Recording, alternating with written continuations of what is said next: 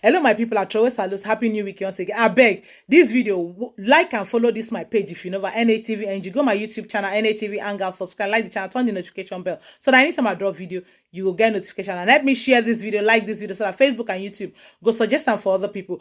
Today, I want to make una watch Omoyele Sowore. Anybody will invite and come, make him say you want interview him. Make you know say you go break your table, break your chair, bring your TV down, carry your microphone, they go. That is how radical and straightforward it is. I don't happen to meet with him for UK here one-on-one. We talk. I know say yes, sonori, you know, and he says it the way it is. But the problem why I get with him, he be like saying get small jealousy inside. You know, go fit tell us say all these our leaders, no one good because they like Naim be perfect person, Naim good pass. No, it doesn't work that way. Anyway, more than listening to waiting into why West Africa, they do also waiting and they do also. I go see that for the next one. No forget share this video. Thanks for watching. And then you put in charge of that country. People have no understanding of how to run a country.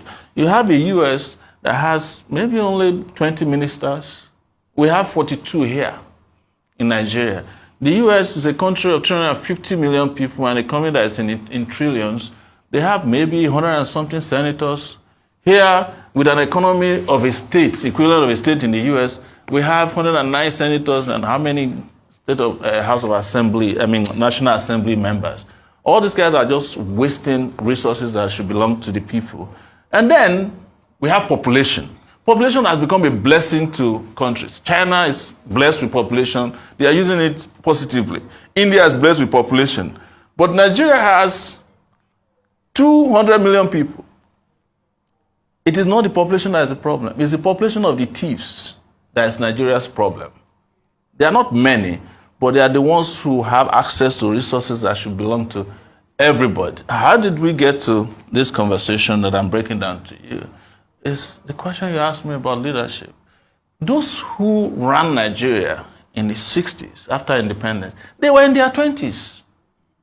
But those who are running Nigeria now, you don't even know their age, which is a problem. So you have a problem of integrity. You have a problem of people with no pedigree, people who are fraudulent in nature, running the country. You're expecting the country, as Chris said, to make progress when the meaning of democracy has been turned upside down. The reason why the people of Niger, Burkina Faso, Mali are making fun of us is because they know that the democracy we claim we are practicing here is not democracy.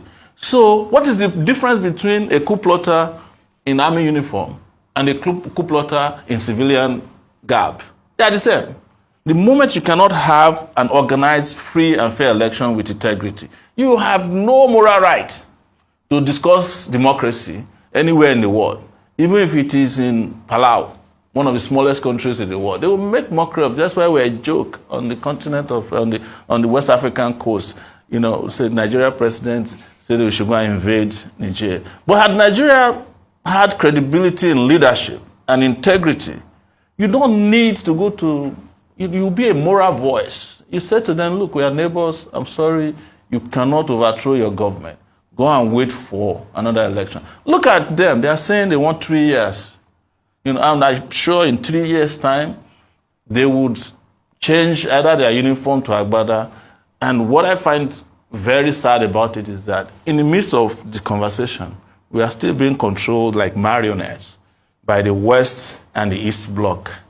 You know, people now prefer Russia to America. That is how we got into the situation we're in the 60s. That whole East and West Bloc, dichotomy, and the use of the African continent as experimental space for whatever their own ideological things are. I don't want to be controlled by the US, but I also don't want a Putin to be my role model. Yeah. Sure, this next question is for you. In analyzing leaders, one must look at their past achievements to predict their future capabilities, especially when they are moving upwards with greater territorial power and influence.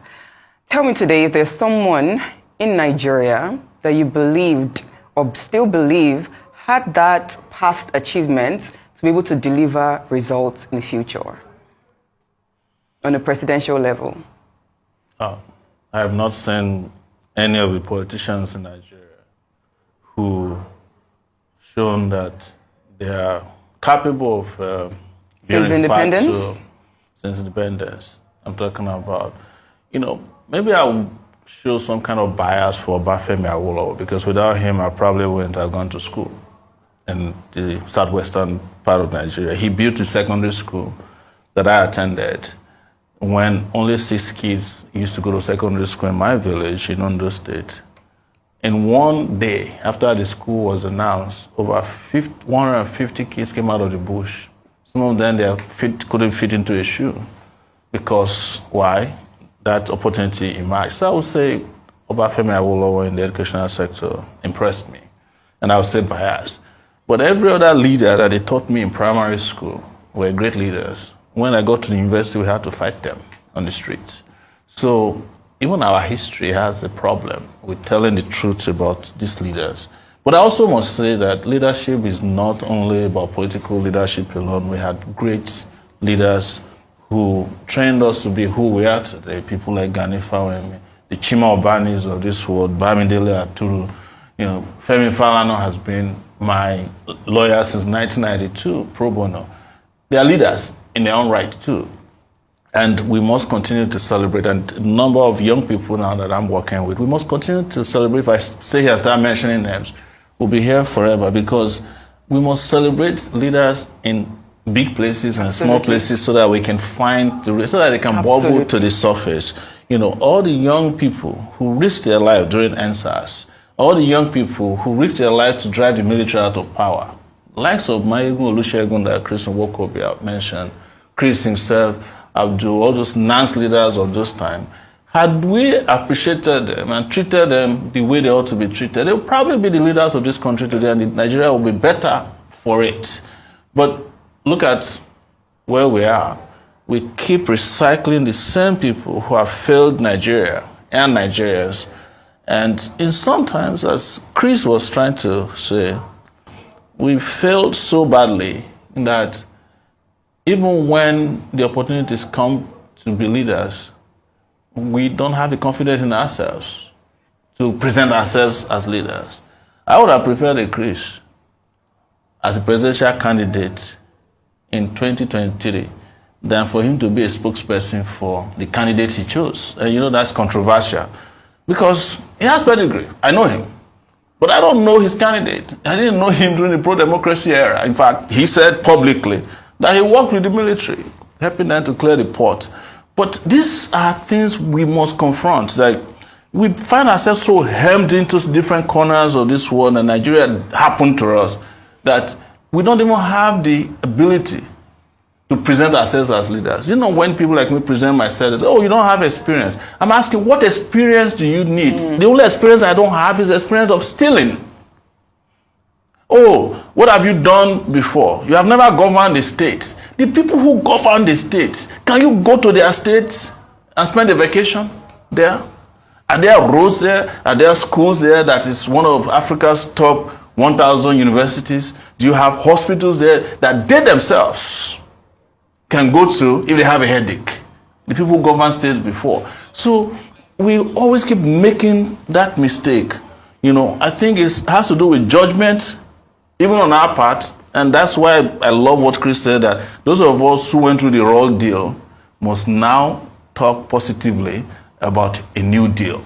And that new deal cannot be by subjugating ourselves or inserting ourselves in opportunities because those opportunities sounds popular. Because at the end of the day, it is we who are somehow activists or outrightly against the status quo who get first punished.